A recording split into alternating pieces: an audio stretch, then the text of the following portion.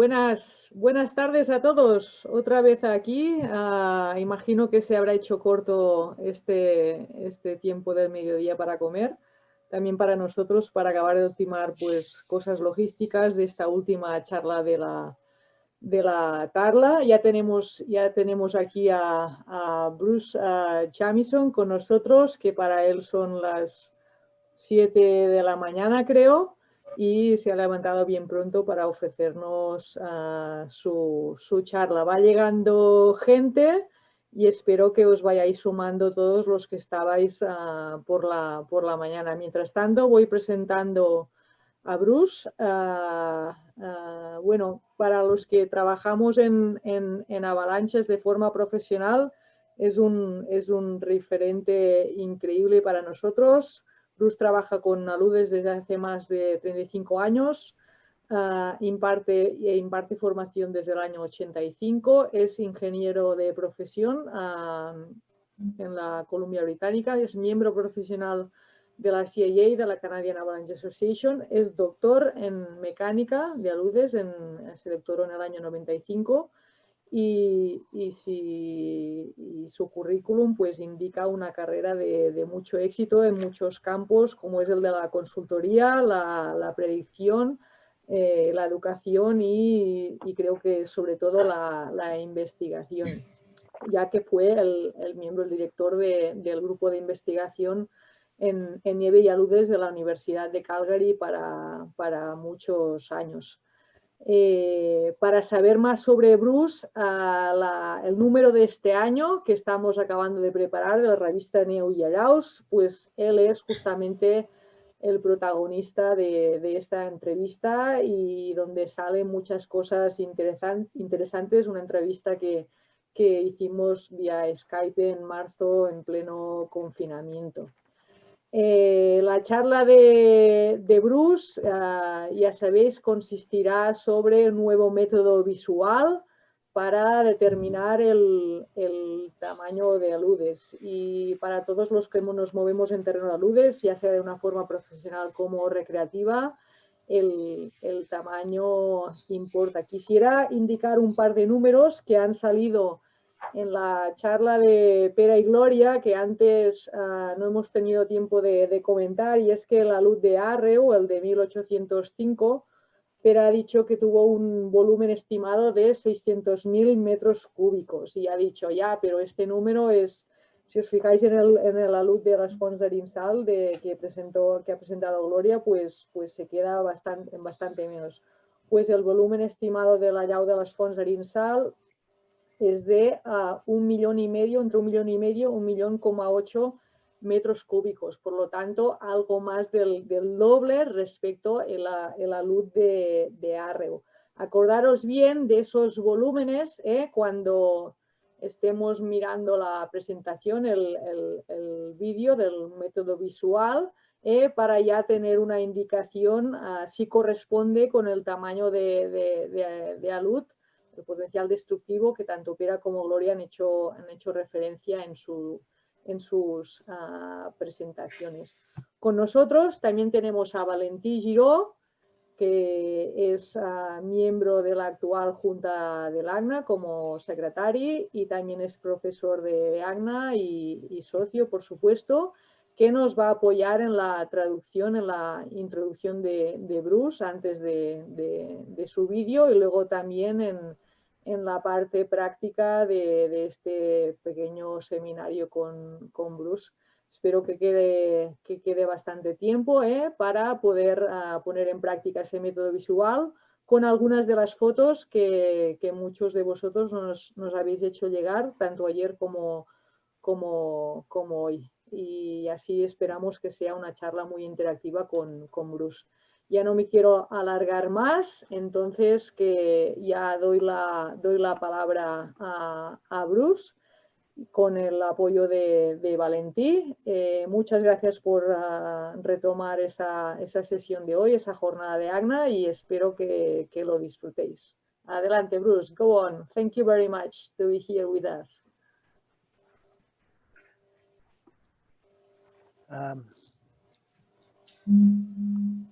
I should share my screen now. Yes. Can you see the geese? ¿Podéis ver los gansos? Okay. Thanks to Motsi for inviting me to this webinar. Gracias, Monse, por invitarme a este webinar. And thanks to Valentin for translating. Gracias a Valentín por la traducción. I am honored to participate in this webinar. Es un honor para mí participar en este webinar.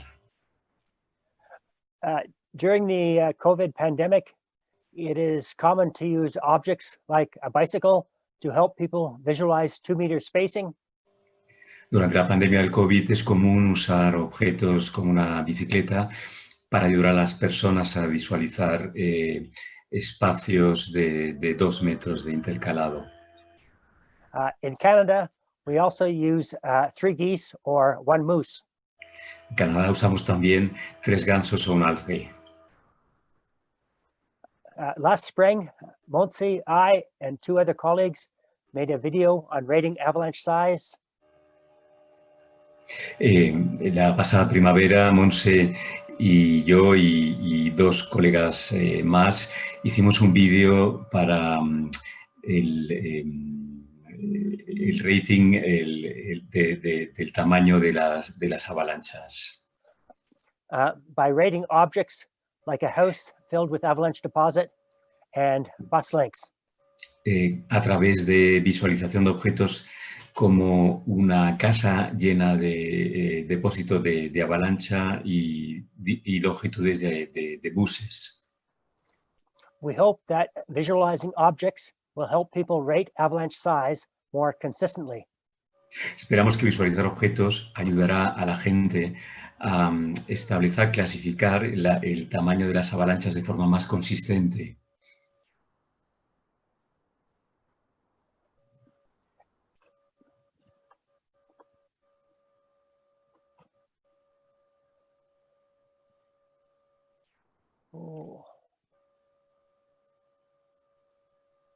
And now we will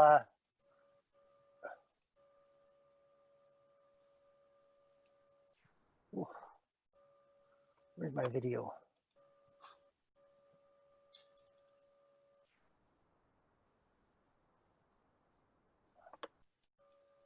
Can you see the video now? Not yet, Bruce.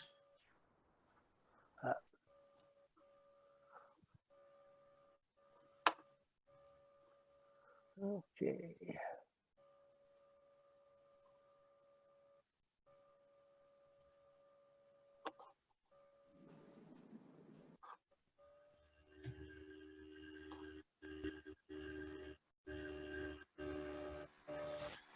Have you ever rated the size of an avalanche differently from your colleagues?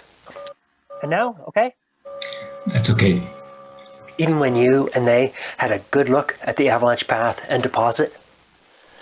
Around 2014, Kevin Cote from the University of Sherbrooke told me that when rating avalanche size, he liked to visualize whether the avalanche deposit could fill a hockey rink.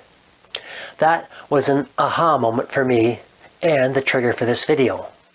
This video outlines a method for visually comparing the volume and length of an avalanche to familiar objects like hockey rinks and bus links. My collaborators and I hope such a method will help us improve the consistency of ratings for avalanche size. As of spring 2020, this method has not been adopted by any professional avalanche association.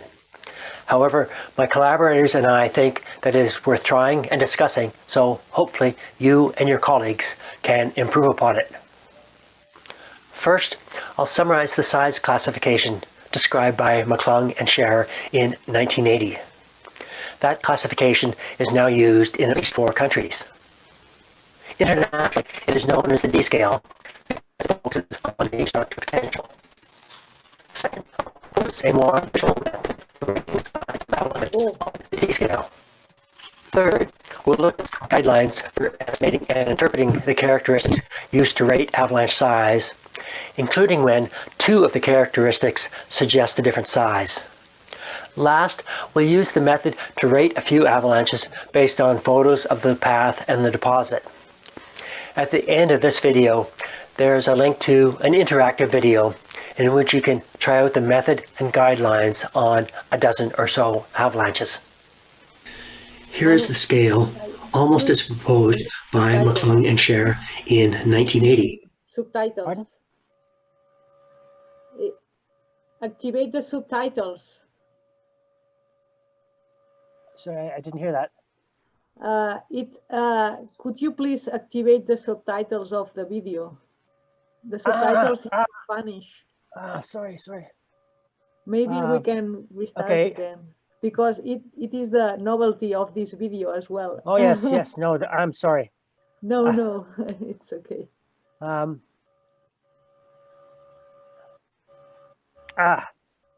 Un segundo, por favor, vamos a activar los subtítulos. No.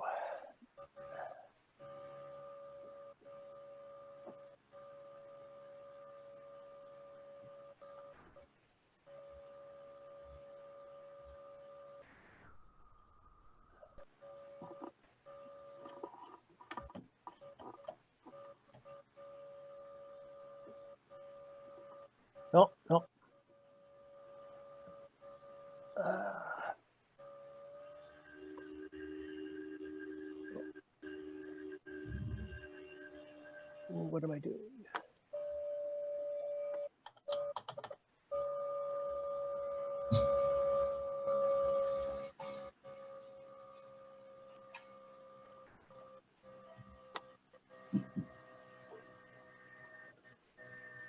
It's not.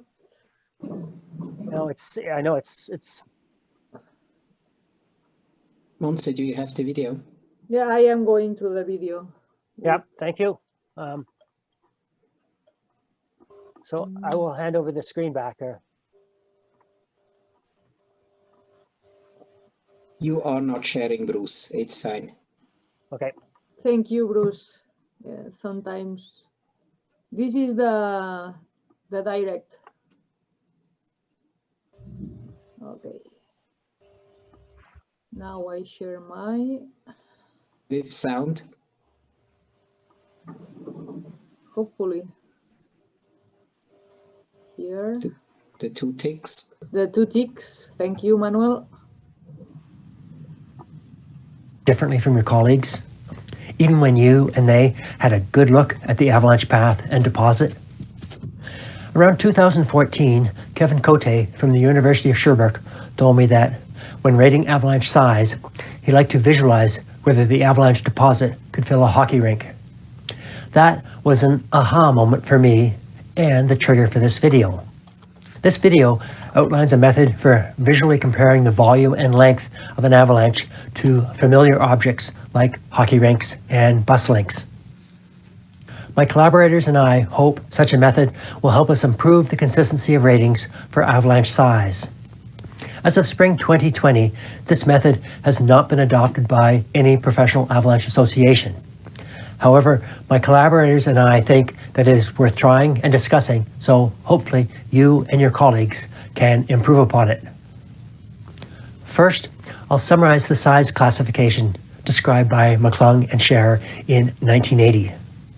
That classification is now used in at least 4 countries. This video presents examples of avalanches for you to rate their size. Internationally, it is known as the D scale because it focuses on the destructive potential. Second, I'll propose a more visual method for rating the size of avalanches on the D scale. Third, we'll look at some guidelines for estimating and interpreting the characteristics used to rate avalanche size, including when 2 of the characteristics suggest a different size. Last, we'll use the method to rate a few avalanches based on photos of the path and the deposit. At the end of this video, there is a link to an interactive video in which you can try out the method and guidelines on a dozen or so avalanches.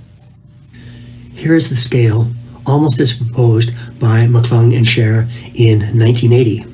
I say almost because I've added D's in this column, because that is how the sizes are now identified internationally.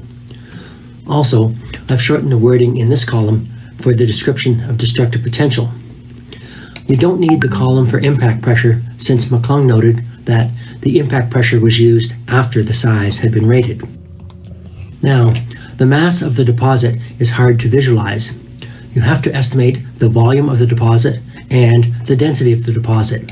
So in this 2014 paper, my co-authors and I came up with density ranges for the various sizes.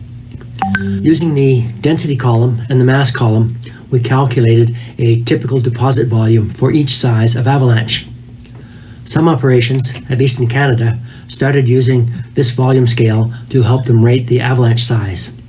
I've also seen it being used on some Canadian Avalanche Association courses for avalanche practitioners.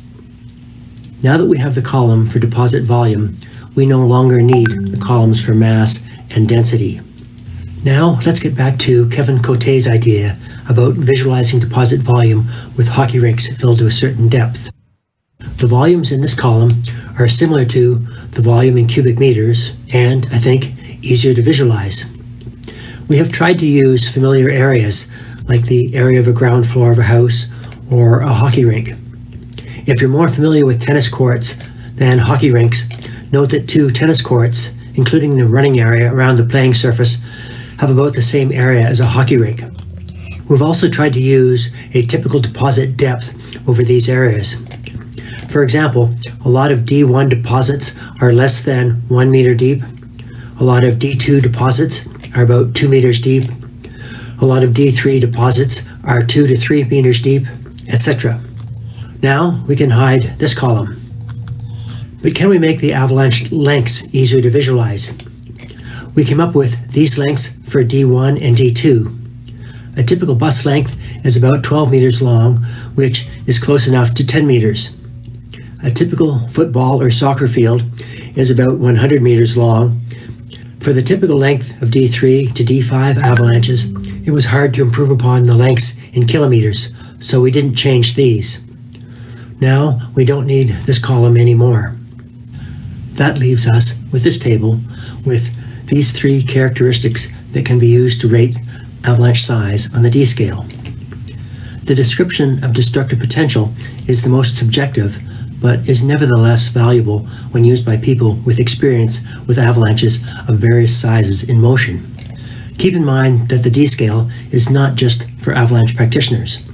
There are many people, including some recreationists, foresters, engineers, etc., who find this column to be the least useful for estimating the size of avalanches, simply because they don't have much experience with avalanches of various sizes in motion. Next, let's look at how these 3 characteristics can be estimated. For the destructive potential, visualize the potential injury or damage wherever it would be greatest. This can occur anywhere in the path, but sometimes occurs in the bottom of the track or top of the runout zone. For burial potential, consider the areas where the deposit is deepest. The avalanche length is estimated along the slope from the top of the avalanche to the toe of the deposit. This is the easiest characteristic to estimate when the avalanche is observed from a distance, and for those who have difficulty estimating the harm caused by a moving avalanche. For estimating deposit volume, one way is to estimate the length and width and the average depth on site. Then multiply the 3 numbers together to get the equivalent volume of a shallow box. Or, when you get back to your computer, you can multiply the average depth times the area of a polygon or more realistic shape using Google Earth. If part of the deposit, say in a terrain trap, appears substantially deeper than another part, it may help to estimate the volume of these parts separately and then add them. However, avalanche practitioners and recreationists often do not have enough time for such method. Often, it is more practical to visualize whether the deposit could fill the reference objects, such as an apartment, large house, or football field, to the specified depth. When an avalanche is briefly seen from a distance, deposit volume can be difficult to estimate confidently. It is not uncommon for one characteristic, such as destructive potential, length, or volume, to point to a higher rating than 1 or 2 of the other characteristics. So, how should these be combined to yield a single size class for the avalanche? Here are 4 guidelines for how to combine the characteristics to yield a single rating for an avalanche. 1. Avalanche length is weighted lower than destructive potential or volume if either of these is of high confidence. 2. Use the highest of destructive potential or volume if it is of high confidence. 3. For terrain traps, use the destructive potential in the trap since it is more important than deposit volume. 4. A small avalanche that pushed someone over a cliff can be a D1 if the fall, not the avalanche, injured or killed the person. This can apply to ice climbers and mountaineers knocked off the climb by a small avalanche. The 3 key characteristics tend to be underestimated from a distance and in photo. Take a moment and estimate the maximum crown height and burial potential of the deposit in this avalanche. Press pause to give yourself some more time, then press play. Here is a closer view of the maximum crown height, 2.6 meters. This is a photo looking down the slope at the deposit. The holes show where the bodies of 2 skiers were dug out. If you visualize your car at the bottom of the slope when the avalanche plunged into the terrain trap, you can tell this is a size D3. There is an important opportunity whenever you first estimate the avalanche characteristics from a distance and then get to re-estimate these characteristics on site. We have found such comparisons to be humbling. My collaborators and I admit that we chronically underestimate the key characteristics of an avalanche from a distance. When you have the opportunity to compare distant and on-site estimates, use the comparisons to adjust your future estimates from a distance. Now, let's try out these guidelines and the more visual method for rating the size of a few avalanches using photos. This is a wet avalanche from the Colorado Rockies. It could easily bury or kill a person, and the wet avalanche could destroy a car, but not a large truck. Its length is substantially longer than a few football fields and closer to 1 kilometer. The deposit extends out of the right side of the photo. It could fill a large house or two, well over 2 meters deep, and a hockey rink or 2 tennis courts almost a couple of meters deep. Combining the 3 characteristics, this avalanche is a D3. This photo shows a remotely triggered dry slab avalanche in the Pyrenees. In terms of destructive potential, this avalanche could injure and perhaps bury a person. In terms of length, it is about 3 to 4 bus lengths long and about half as long as a football field. Hard to say which the length is closer to, so we'll sit on the fence and show the range of plausible lengths. The deposit could fill an apartment many meters deep and the ground floor of a large house perhaps 1 meter deep, so its volume is closer to a D2 than a D1. Considering the 3 characteristics, this avalanche is a D2. The solid dark line in this photo shows the boundary of a large dense flow avalanche. The dashed orange line shows the extent of powder damage. This photo shows a small portion of the deposit where a forest was destroyed here. Now let's try to rate the size of this avalanche. It could easily destroy a large truck and a forest of 4 hectares, that is 100 meters by 400 meters. I have a hard time visualizing a village, but could the avalanche have destroyed 40 hectares of forest, which is about 600 meters by 600 meters? Since the left photo shows only a small part of the deposit, we suspect that the avalanche could have destroyed closer to 40 hectares than 4 hectares. In fact, it destroyed 20 hectares and could have destroyed many more hectares in the track where avalanches run frequently. The length is hard to judge in this photo, perhaps 2 to 3 kilometers. We show the uncertainty like this. How about the volume? It appears the deposit could easily fill more than 4 hockey rinks 4 meters deep and probably 5 football fields 8 meters deep, so the volume points to a D5. Combining these 3 characteristics, this avalanche is a D5. You can see more about this avalanche by searching online for Vimeo Avalanche Size D5. Measurements of this avalanche showed it to be about 3 kilometers long and capable of filling 15 football fields 8 meters deep. Yes, you heard correctly, 15 football fields 8 meters deep. It is easy to underestimate the length and deposit volume from photos and from a distance. In terms of destructive potential, an avalanche like this could destroy my car, but this avalanche could not destroy a large truck. Looking at the photo, this avalanche is clearly longer than a football field and shorter than 1 kilometer. I am unsure which is closer to, so being honest about the uncertainty, all I can say is that it is within this range. The deposit could fill the ground floor of a large house several meters deep. It appears that the deposit could fill a hockey rink almost 2 meters deep, so combining the characteristics, this avalanche is a D3. I hope that these 4 examples have given you a feel for the visual method and guidelines. There is an online exercise, yes, another video, so you can try out the method and guidelines by rating some avalanches. To get to this video, search online for these keywords. The video you've just watched has 3 parts, all of which are controversial. First, there is the more visual method, including visualizing objects such as houses and hockey rinks filled to a certain depth. Second, the estimation guidelines, such as assessing potential injuries or burial where potential harm is greatest. Third, the interpretation guidelines for use when different characteristics point to different size classes. My collaborators and I want to emphasize that the ideas in this video are for discussion.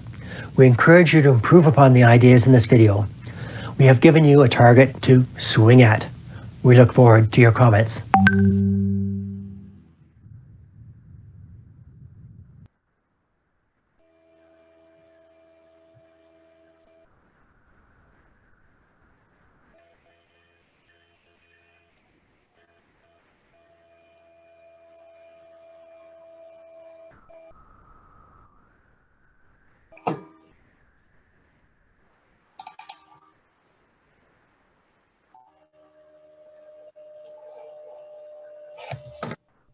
Lo siento, esto era el vídeo siguiente que tiene Bruce en su canal de Vimeo, que por cierto recomiendo altamente que lo visitéis y descubréis muchos más vídeos educativos.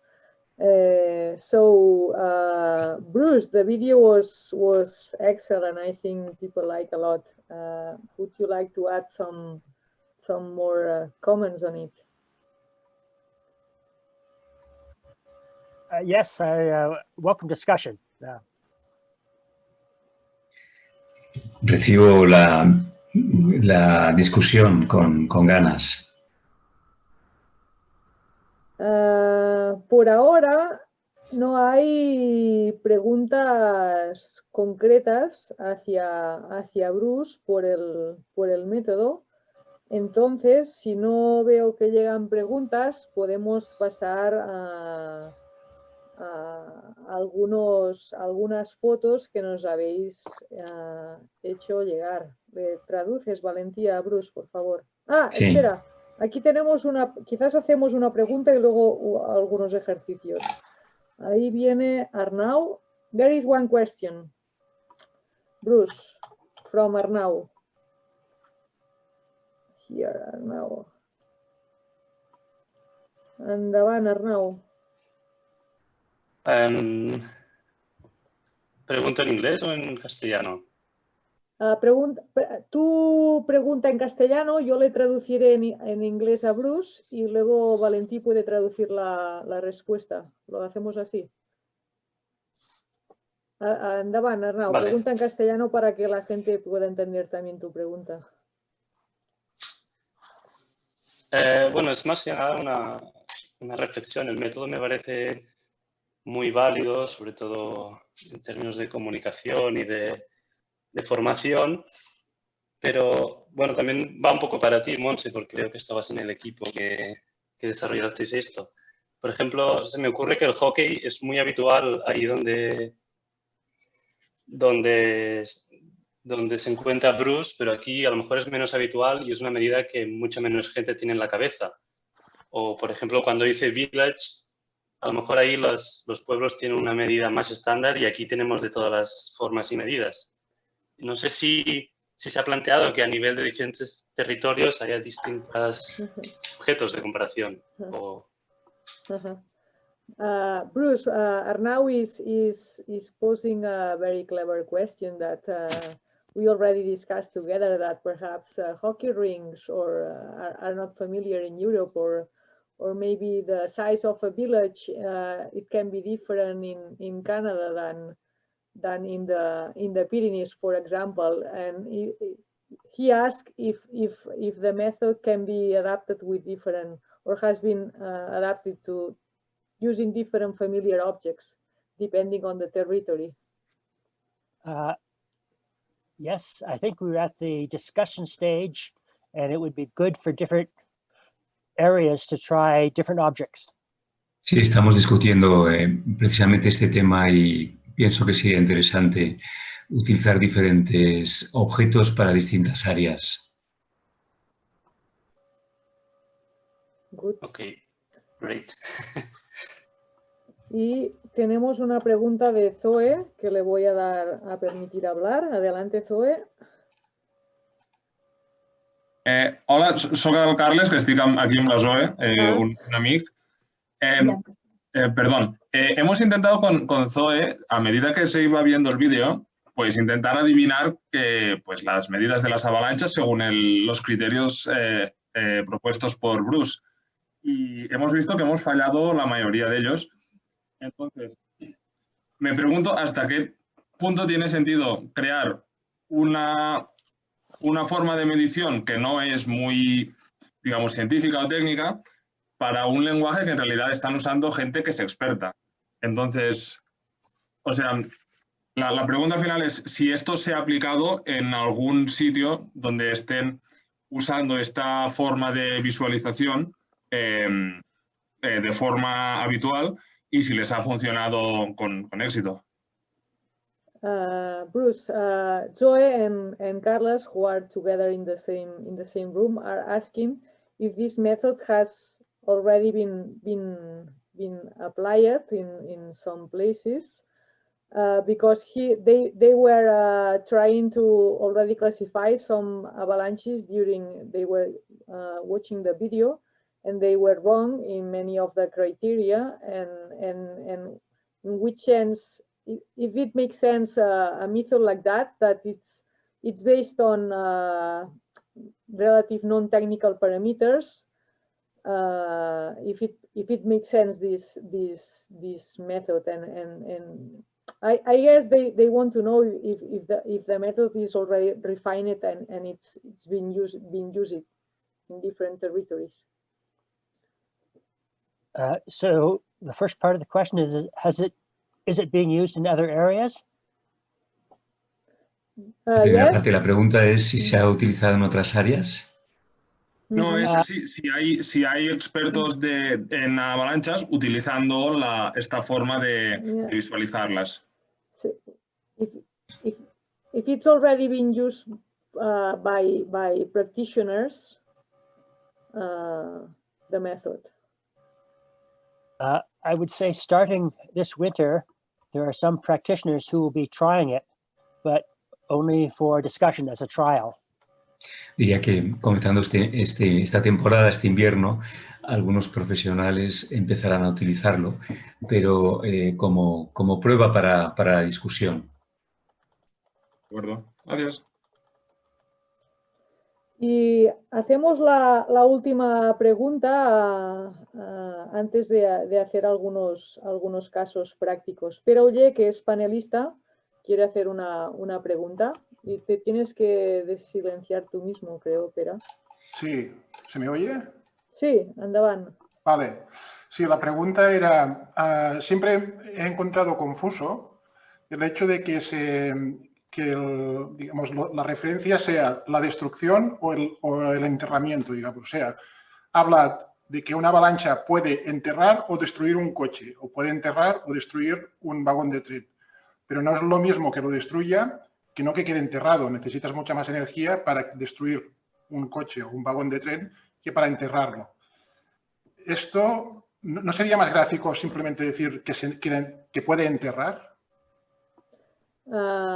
Pere Pere says that he has always been finding confusing that in the destructive potential criteria, that it says, for example, this avalanche can bury or destroy an element.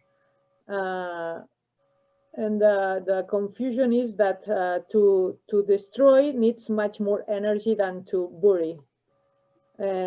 ¿Y al final qué era, Pere? No, si no sería menos confuso decir o que lo entierra o que lo destruya. Yeah.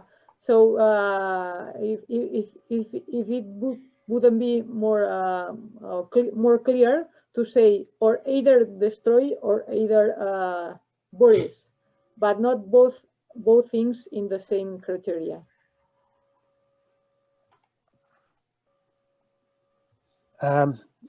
So we're talking about a D3 where it could bury or destroy a car or a house? Yeah, maybe. Yeah. Sí, exactly. hablamos de una avalancha de 3 que puede destruir o enterrar una casa. Sí. That is directly from the scale proposed by McCloskey and Scher in 1980, and in Canada we do not change that. Esto viene directamente de la propuesta hecha en 1980 por McCoy y no hemos en Canadá cambiado ese criterio.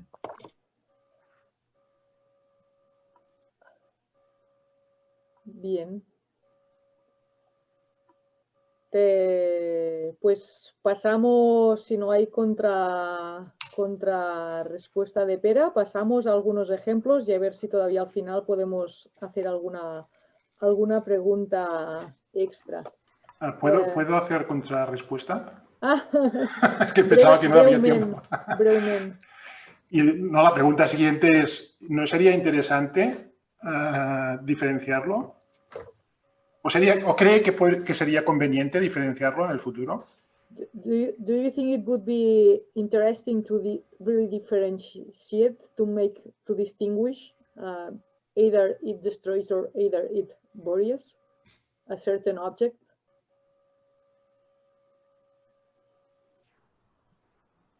To distinguish between bury and destroy? Yeah, I mean that not. Distinguir entre enterrar y destruir. That's right. That for example, in the G3, that either buries or destroy a car. So if you wouldn't think that it would be better in the future to really distinguish that it doesn't appear anymore both characteristics. Yes, but I think it would be a different scale. I understand that the European Avalanche Warning Service has a different scale. Sí, pero creo que debería ser una escala diferente y mi entendimiento es que la European Avalanche Scale System tiene otro sistema.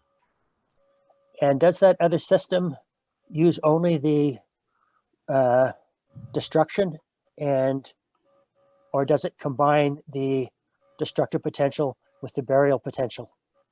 Y ese sistema se basa en la capacidad destructiva o también lo combina con el enterramiento de la avalancha, la capacidad de enterrar de la avalancha. Como pregunta, está preguntándolo. Because I don't know. Él no lo sabe. No lo sabe y está preguntando si el sistema europeo combina ambos parámetros. Sí que en ese sentido sí que in this sense it's really similar the size scale, the European with the Canadian. Yes, that's why Pere has also some confusion as well, because we also use mainly the parameter of the destructive potential. Yes. Si os parece, pasamos a algunos ejemplos que han llegado interesantes, ¿vale? Para por lo menos 2 o 3. Tengo aquí un allau de Andorra, an Andorra Avalanche, not the allau de les fonts, if not one avalanche from 2018, l'allau del Pla de l'Estany, que ens l'ha fet arribar el Gerard, que li puc donar paraula per si vol dir alguna cosa. És a dir, Gerard, activaré el micro i tu mateix si vols comentar alguna cosa. Jo ara compartiré mi pantalla y a ver, adelante. I'm going, Bruce, to share my screen as well, and I think that everybody sees my screen. And this is the Avalanche from Andorra, Pla de l'Estany 2018. Gerard, estàs aquí? Potser el Gerard no està aquí. He's not here. Ah, he's here. Hola, Gerard. ¿Em sents ara? Sí, perfecte. Vale. Gerard, ya que tú nos has hecho llegar esta avalancha y has estado muy atento al vídeo de Bruce, ¿qué te parece, qué tamaño de alud es este que nos has compartido? Sí, el tamaño de esta alud, de esta avalancha, comparando con lo que ha dicho el Bruce, diría que sería un tamaño 4. Entre 3 y 4 diría más un tamaño 4, porque hay el refugio, que el refugio estaba un poquito más para aquí arriba y estaba totalmente tapado. Solamente salía un poquito el tejado, justamente aquí. Es una foto que está cogida un poco de lejos. Justamente aquí es un refugio de montaña no guardado y por encima, toda esta parte de aquí de encima, había mucho cúmulo de nieve. Yo diría que sería un tamaño de avalancha 4. Gerard, according to the method, says that this could be a G4 avalanche. What do you think, Bruce, in his rating? I think so. I think it could destroy 4 hectares of forest, but and more than 4 hectares, but probably not 40. Creo que sí, podría ser un tamaño 4.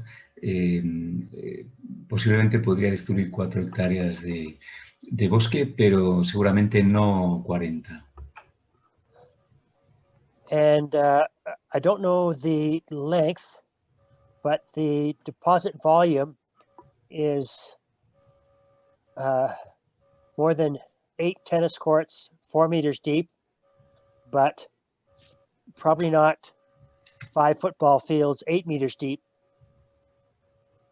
No sé la longitud de la avalancha, pero el tamaño del depósito probablemente cubriría 8 pistas de tenis de 4 metros de profundidad, pero posiblemente no 5 campos de fútbol con 8 metros de profundidad.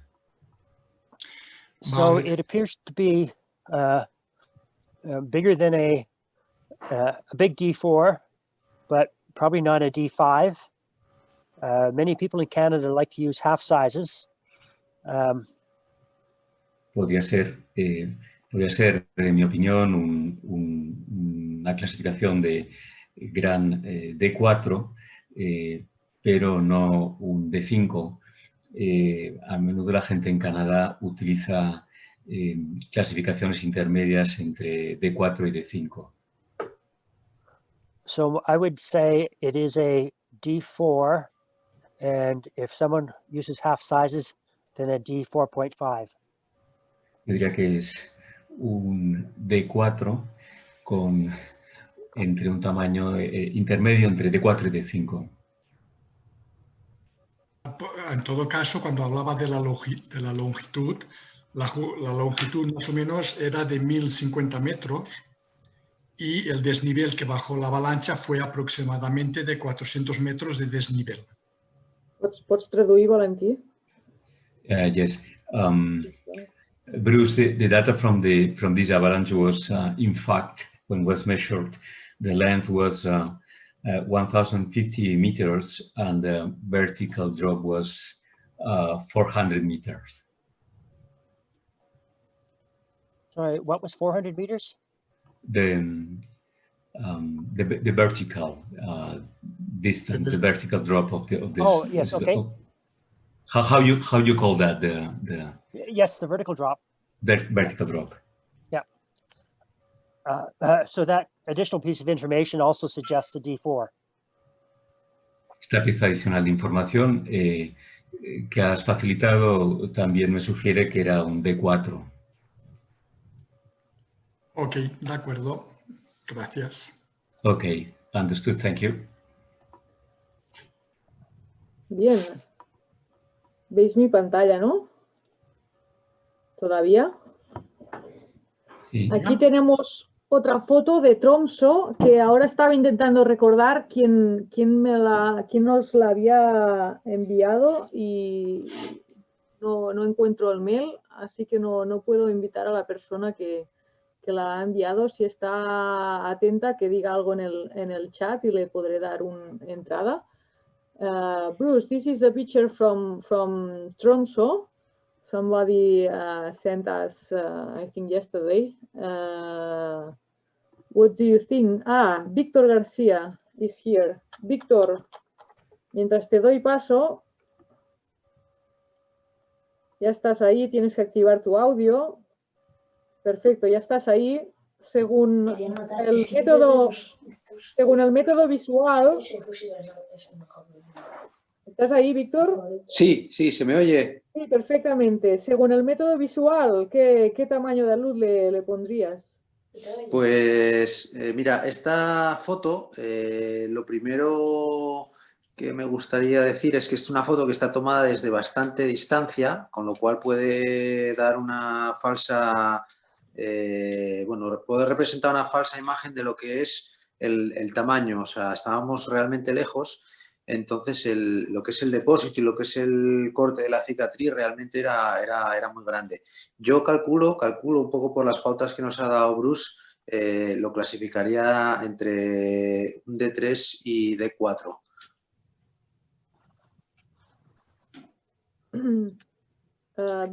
Victor says that this picture was taken from very far distance. And according to the visual method you presented, he's betting between a D3 and a D4. What do you think?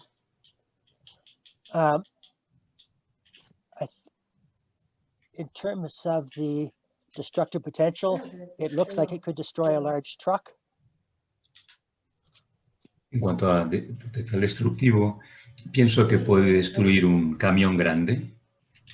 In terms of the typical length, it looks closer to 1 kilometer. En cuanto a longitud, típicamente podría llegar a ser 1 kilómetro. In terms of the deposit volume, it looks like it could easily fill 8 tennis courts, 4 meters deep. En cuanto al volumen de depósito, fácilmente podría rellenar 8 campos de tenis con una profundidad de 4 metros cada uno. So since we weight the destructive potential and deposit volume, si valoramos conjuntamente el potencial destructivo y el volumen de depósito y lo compensamos, I would say this is a D4. Yo diría que es un D4.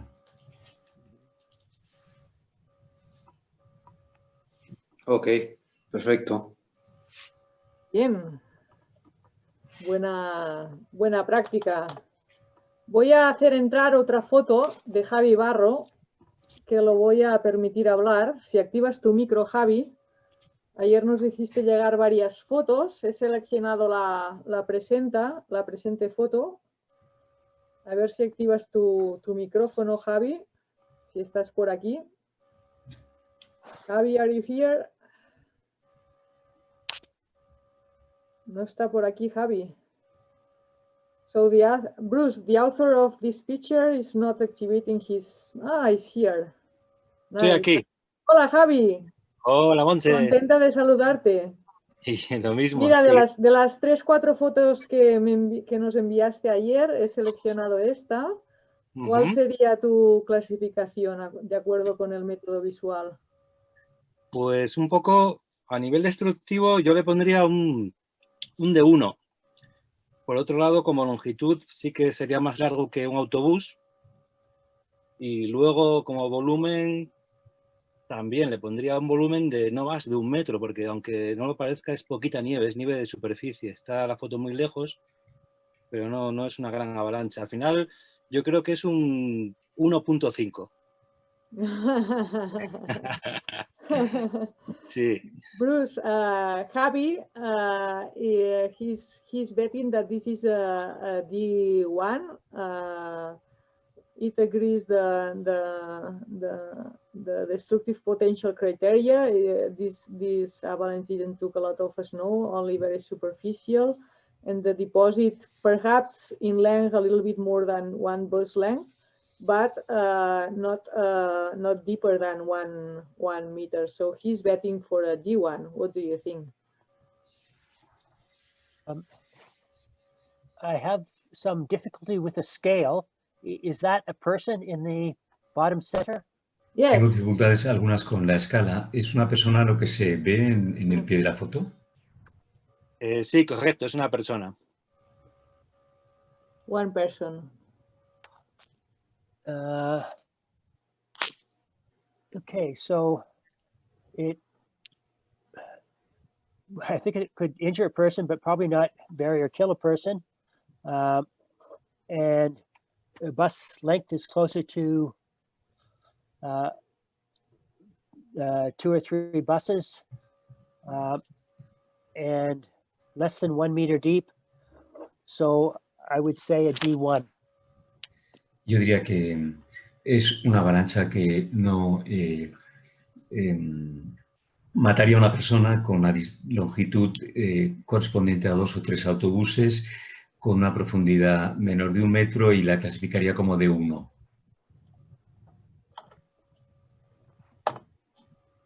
Gracias, Javi. Gracias a vosotros. Por tu participación. En the last one, por último, vamos a poner una foto, pero en formato vídeo, que nos ha hecho llegar Zoe también. The last picture, Bruce, it's going to be a video, okay? Oh, good.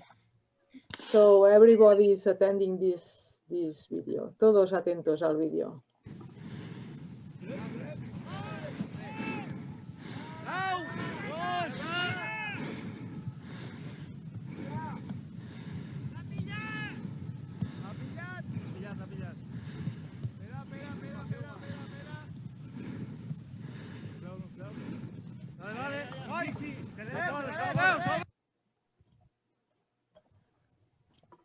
Vale, saco esto. Ahí. Zoe, te he activado el vídeo. ¿Me oís? ¿Cómo veus? ¿Qué te parece el tamaño? A ver, yo ahora estaba mirando y no entierra a la persona, entonces estamos entre un D1 y D2, pero no sé, se agranda, ¿no? ¿Se ha ido mi conexión o no? Ah, no, deja de... Perdón, ¿eh? Estáis viendo mi pantalla, ¿no? Espera. Sí. Ahora, vale. Okay. So, Zoe, you think that... ¿cuál ha sido tu determinación? Yo creo que es una D2.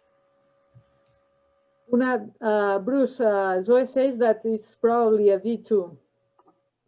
Oh, I think it's probably a D3. It looks like it could bury a car, and it is very good to see the video. I'll stop. Yo diría que probablemente es una D3 porque puede enterrar un coche y es muy bueno visualizarlo a través del vídeo para pararlo. The length is closer to 1 kilometer than a football field. La longitud es aproximada a 1 kilómetro y de un tamaño de un campo de fútbol.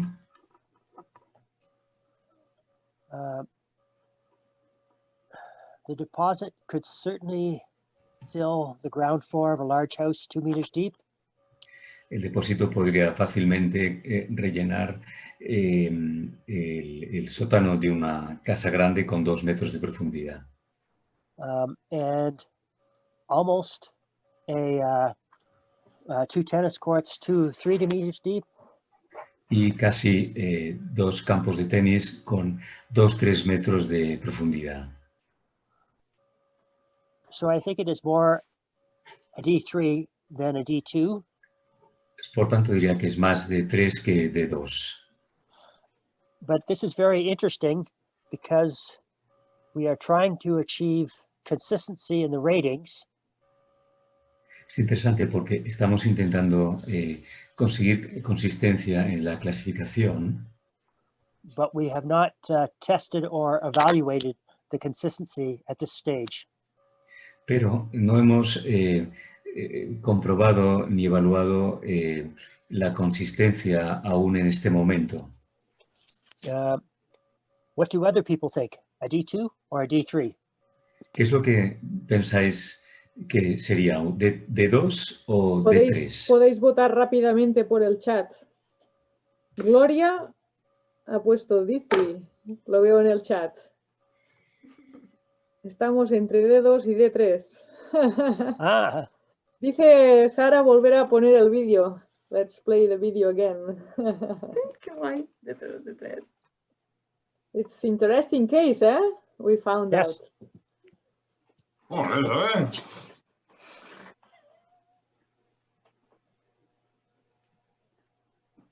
Por cierto, es una avalancha ocurrida en Tabascan el 5 de febrero de 2014.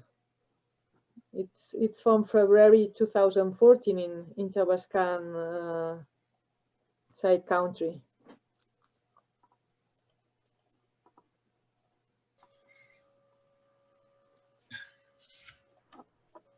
Podemos recoger las votaciones de la gente y sacar una estadística. Maybe Bruce, we can take the answers from people. Everybody's answering by chat, but it is really true that here there is a consistency problem or issue.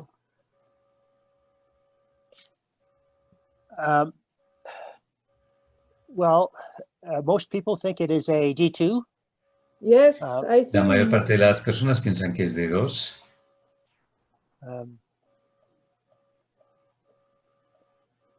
And does this consistency or inconsistency relate to the visual scale, or does it relate to the definitions by McClung and Scherer? Y esto sería una inconsistencia en relación a la escala visual o en relación a la clasificación de McLeod. In other words, would we be more consistent with the visual scale than with just the descriptions from McClung and Scherer? En otras palabras, creo que es más ajustado si usamos la escala visual que la clasificación de McLeod.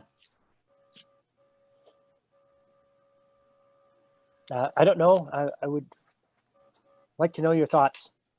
No sé, me gustaría saber vuestra opinión.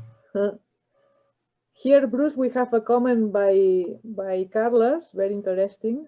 I hope I can recover from the chat. He says, taking into account the European scale, my estimating is that in all the cases I was one point below Bruce, especially according to the destructive potential and the length and the deposit length.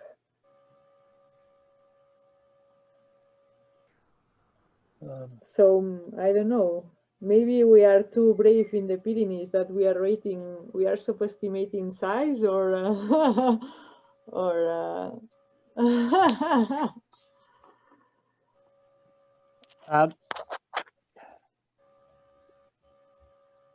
I don't understand the question, but the destructive potential and the deposit volume are the most important things.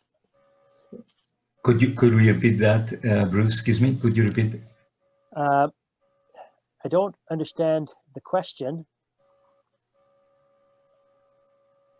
But the destructive potential and deposit volume are the most important.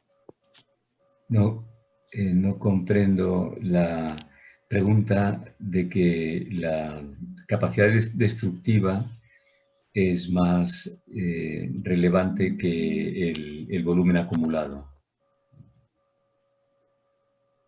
No, esto es un hecho, ¿no? ¿O es una duda? That's a question, Bruce, you point out, or is a statement that you want to share? That is a statement. Es una afirmación, sí. Yes. Sí. Destructive potential and deposit volume are the most important. Sí, sí. Sí. Es una de las conclusiones del método visual y también de la clasificación clásica, ¿no? Que el potencial destructivo es el criterio más importante. Por último, dejamos en stand-by esa discusión, ha sido súper interesante. We leave this example by now, and finally, I would like to that Gloria Xerrada joins again the discussion. Gloria, are you here? Can you unmute yourself, please?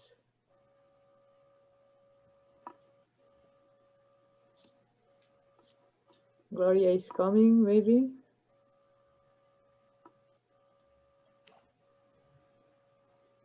Gloria? Hello, here I am. Bruce, Gloria. Can you listen to me? Gloria was one of the panelists this morning. Sorry, I disconnected. Okay. Gloria was one of the panelists this morning, and she presented us an exceptional avalanche in Andorra in 1996. And I think that we all have in mind that is probably in the modern times the largest avalanche known in the Pyrenees. What do you think, Gloria? And according to Bruce's presentation in the visual method, which would be your rating on the Llau de les Fonts? Hello. I don't know. It's quite difficult because as far as I've seen, there is this. Excuse me. If I look at the typical length and the destructive potential, I will rate it like D5. But if I look at the typical deposit, in this case, that was a pure powder avalanche, it could be D3. So, because there were no deposits. So, as for this thing that, for this question of the typical deposit, the deposit of the avalanches of Les Fonts d'Arinsal, we rated the avalanche between 4 and 5, even though I accept that it's probably closer to 5 in a lot of senses, but the deposit is it was really small because it was a pure powder avalanche. So I wouldn't say no if someone says D5, it will be okay, but the deposit of the avalanche of Les Fonts d'Arinsal, it was really small. It was really small. Bruce, in order that you have in mind which avalanche we are talking about, is this avalanche?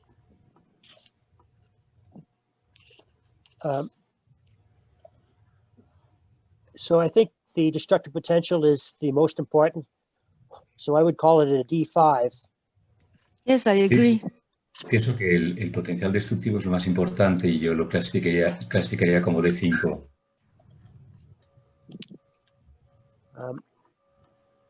But it is not surprising that the visual method and the original scale by McClung and Scher does not work well for all avalanches.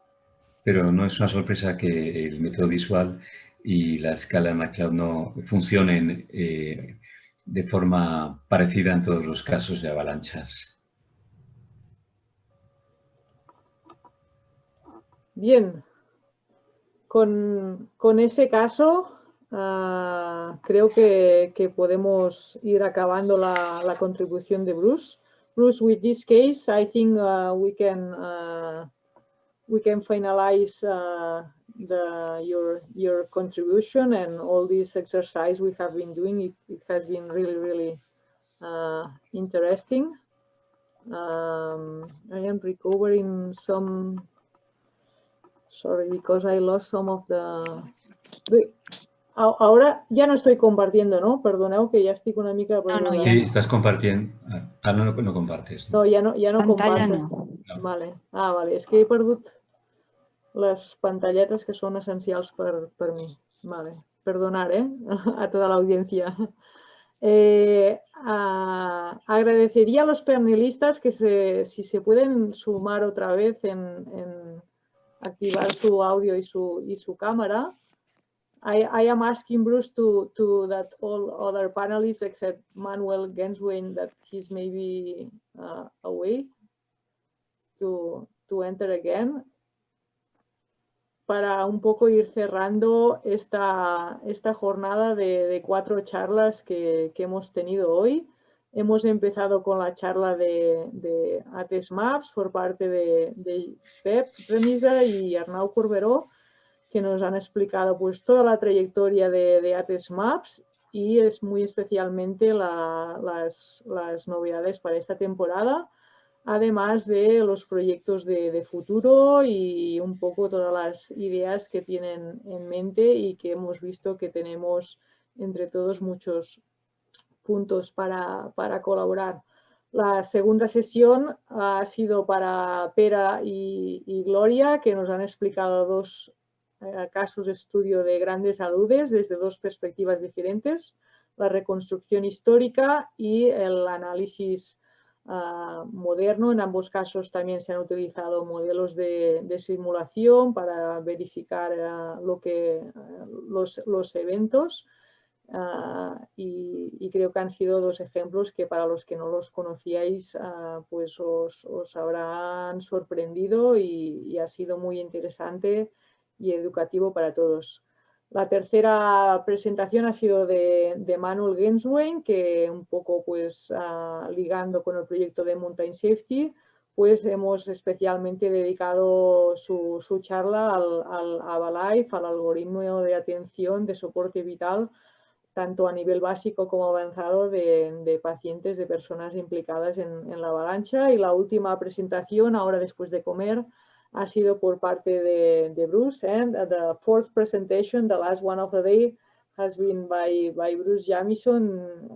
Es realmente un privilegio tenerlo hoy con nosotros, lo vuelvo a decir otra vez.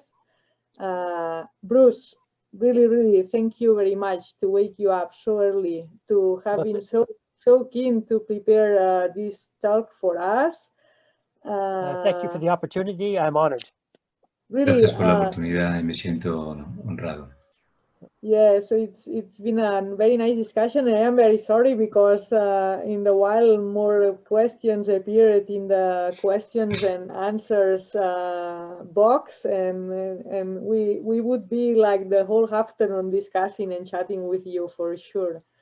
But I say to people that very soon will come up the ACNA magazine, the interview, and they can learn more from you. We have to send you a hard copy of this magazine, so you will see it very soon, Bruce.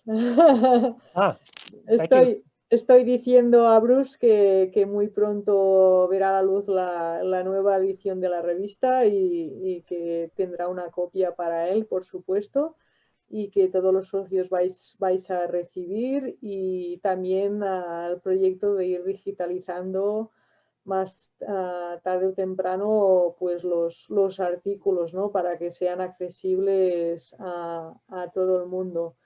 Y creo que por esto damos por acabada la sesión de charlas, la jornada ACNA de hoy, donde hemos tenido un pico de 122 personas, creo yo. Ahora estamos en 111, o sea que increíble vuestra persistencia durante esta jornada tan larga.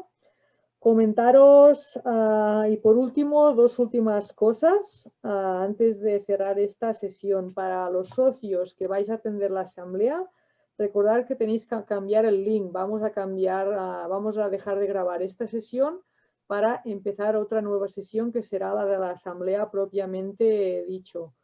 Como vamos tarde, para variar, pues en lugar de empezar a las 16:30 empezamos a las 16:45, un cuarto de hora. Tampoco no, dentro de los horarios ACNA tampoco es muy exagerado 15 minutos, ¿no? Nos perdonáis. Perfecto. Y por último, dejaré puesto unos minutos el resultado del sorteo que Maite ya ha ido haciendo con todos vuestros emails para que veáis si os ha tocado alguno de los productos, pero de todas maneras Maite contactará vía email a cada uno de vosotros quienes pues os habéis sido gratificados pues con uno de los productos. Finalmente agradecer a los sponsors de este sorteo, entre los cuales está Atomic, está No Working on Powder Days, está Saleva, está Pieps, está La Molina y espero no dejarme a alguien más. Y con esto, si no me decís nada más, los demás, si me dejo algo, espero que no. Bruce, thank you very much. Now, Great. as you wake up so early, you have the whole day, the whole Saturday for you. I hope you are doing fine. Stay healthy during these hard times. And have a best winter. Yes. Thank you very much, and goodbye now. Muchas gracias y hasta luego. Adiós.